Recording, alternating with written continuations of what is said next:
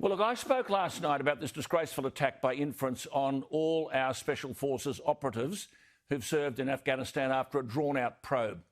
The disgraceful handling of this won't go away. Remember last week the Prime Minister said, anticipating the release of this report into alleged war crimes perpetrated by SAS soldiers in Afghanistan, that the nation would face, quote, brutal truths. In other words, what's being asserted in the report, according to the Prime Minister, is truth. Now, I'm sure he isn't deliberate there on that, but it is a careless use of words. The matters are merely allegations, which hopefully would be tested before a jury at some point.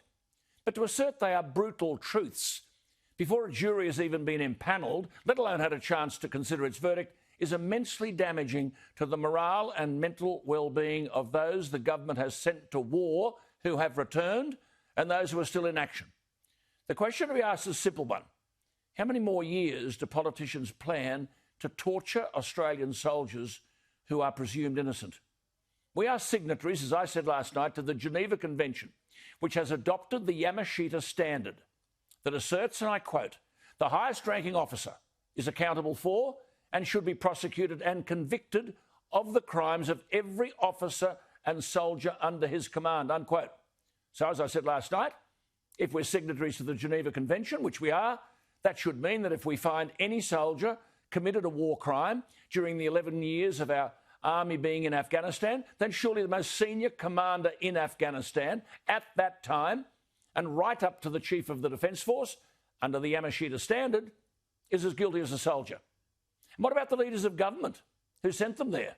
Under the Yamashita Standard, if we have Australian politicians and woke pseudo-generals, media pundits and lawyers poring over every contact and shot fired, actively looking for crimes committed by our troops, surely if the government and the Defence Force want to institute prosecutions, then under the Yamashita Standard, those responsible for our soldiers being there should also be prosecuted. It appears if you're a soldier, the real enemy are our politicians and so-called Defence Force leaders. If there have been disastrous failures in the structure and leadership of the SAS that have led to war crimes, then prosecution should start at the top. If a soldier or a junior leader is being threatened with the full force of the law, why not the chain of command? Is it because I've made these points several times that we learn today that the defence hierarchy is trying to silence former SAS soldiers who say military commanders and political leaders must share accountability for the regiment's failures, allegedly exposed by this Brereton inquiry? Ben Packham reports today that Army News, which is the official Army Chronicle, rejected a 1,200-word opinion article this week by 13 serving and former Special Air Services Regiment operators who demanded that defence leaders be held, quote, to the same standards to which we hold ourselves, unquote. Now, the authors obviously wrote the article anonymously, but they're serving operators. They don't condone, quote-unquote, war criminals. And they wrote that, quote, accusations and allegations of war crimes, as well as failures of leadership, cut to the very core of these Special Air Services regiments, unquote. But they make the point that defence leaders should shoulder responsibility for the crisis now facing the nation's most elite fighting unit. They say they support truth and reporting, and, quote, we demand our leadership do the same. We hold our leadership to the same unforgiving standards to which we hold our teams and ourselves individually. Now, this is the Yamashita Standard. Defence has refused to publish the article. Something, whether it's a summary or the findings of this 4-year inquiry, will be released on Thursday. Pardon me.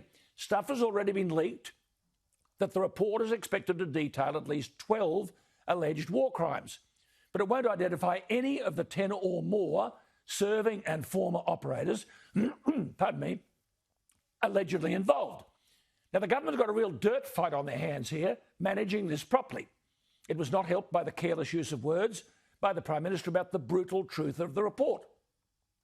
Our soldiers deserve the proper process of the law to determine truth, not allegations and conclusions from a long, drawn-out 4-year inquiry.